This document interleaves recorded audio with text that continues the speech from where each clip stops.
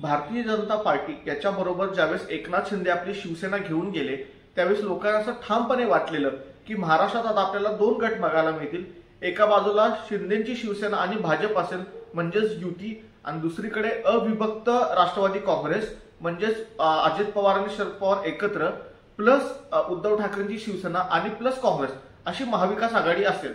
म्हणजे थोडक्यात येत्या निवडणुकांमध्ये युती वर्सेस महाविकास आघाडी अशा काहीतरी सामना होईल अशी लोकांची अपेक्षा होती, पण तसं झालं नाही। कारण काहीच दिवसात जे एकनाथ शिंदेनी केलं तसंच काहीतरी अजित पवारांनी देखील केलं आणि त्यांनी आपल्या काकांची साथ सोडून त्यांनी दुसरीकडे उडी मारली आणि एकनाथ शिंदे अजित पवार प्लस भाजप अशी महायुती झाली आणि विरुद्ध शरद पवार काँग्रेस आणि शिवसेना म्हणजेच उद्धव ठाकरेंची शिवसेना अशी महाविकास आघाडी झाली। म्हणजेच महायुती विरुद्ध महाविकास आघाडी असं आपल्याला एक चित्र बघायला मिळालं। यामध्ये जे आता लोकसभा निवडणुका झाल्या त्यात आपल्याला असं लक्षात येतं की महाविकास आघाडीला याचा भरपूर फायदा झाला, लोक फुटून गेले तरी पण त्यांना जास्त त्याचा फटका बसला नाही। या उलट महायुतीला मात्र त्याचा फटका बसला, तिन्ही पक्षांना बसला। त्यात सगळ्यात जास्त फटका कोणाला बसला असेल तर तो अजित पवारांच्या एनसीपीला बसला।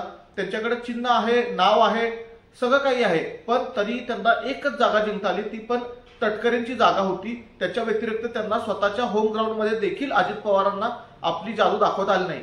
हे का झालं असावं आणि त्याच्यासाठी त्यांनी आता काय ऍक्शन प्लॅन केलाय याच्याबद्दल आपण थोडी चर्चा करू। नमस्कार, मी आकाश खांडके आणि तुम्ही पाहताय जस्ट पॉलिटिक्स।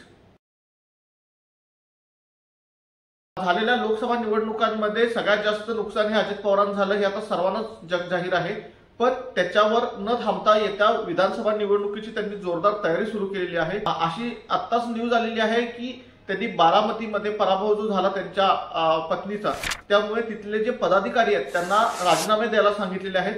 15 ऑगस्ट पर्यंत ते नवीन कार्यकारिणी, नवीन एक कार्यकर्त्यांची फळी तिथे उभे करणार आहेत। नवीन जे ऑफिस बेअरर्स असतील ज्यांना आपण पदाधिकारी असं म्हणतो त्यांना कामाला लावून नवीन जोमानं ते विधानसभासाठी तयारी करणार आहेत।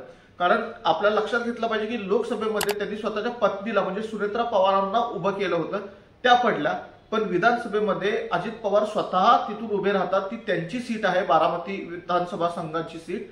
जर तिथे त्यांचा पराभव झाला तर हे त्यांच्या अस्तित्वाला धोका निर्माण होईल। याच्यामुळे ते जे एनसीपीचे अध्यक्ष म्हणून स्वतः मिरवतात, लोकांना सांगतात की पक्ष माझा आहे, मी मोठा केला, मी वाढवला, त्या गोष्टीला काही अर्थ राहणार नाही। ते सगळं बाजूला पडेल आणि त्यांना हे मान्य करावं लागेल किंवा जनताच त्यांना हे मान्य करायला लावेल की ते शरद पवारांसमोर काहीच नाहीयेत आणि शरद पवार त्यांच्या पाठीशी होते म्हणून त्यांचं अस्तित्व होतं। असं होऊ नये म्हणून अजित पवार पूर्ण कामाला लागलेले आहेत आणि त्याप्रमाणे त्यांनी स्ट्रॅटेजी देखील बनवलेली आहे। ह्याचा दुसरा भाग म्हणून ते एक यात्रा करत आहेत, जनसंवाद यात्रा।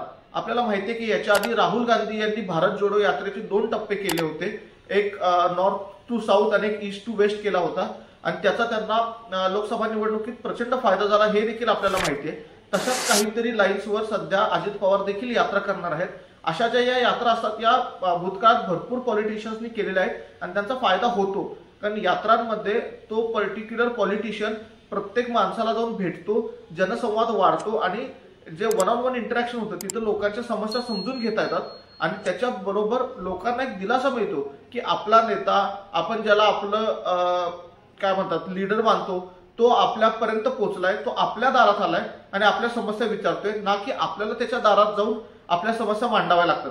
हे एक जे बॉन्डिंग असतं पॉलिटिशियन मध्ये आणि त्याच्या वोटर्समध्ये किंवा जनतेमध्ये, हे जर स्ट्रॉंग झालं तर त्याचा फायदा त्या पॉलिटिशियनला निवडणुकीत नक्की होतो आणि असंच काहीतरी करायचा प्रयत्न सध्या अजित पवार करणार आहेत। या जी यात्रा आहे त्याची जी घोषणा आहे ती प्रफुल्ल पटेल आणि तटकरे यांनी केली आणि अजित पवार आता कामाला लागलेले आहेत, त्यांनी आपल्या स्ट्रॅटेजी बदललेल्या आहेत।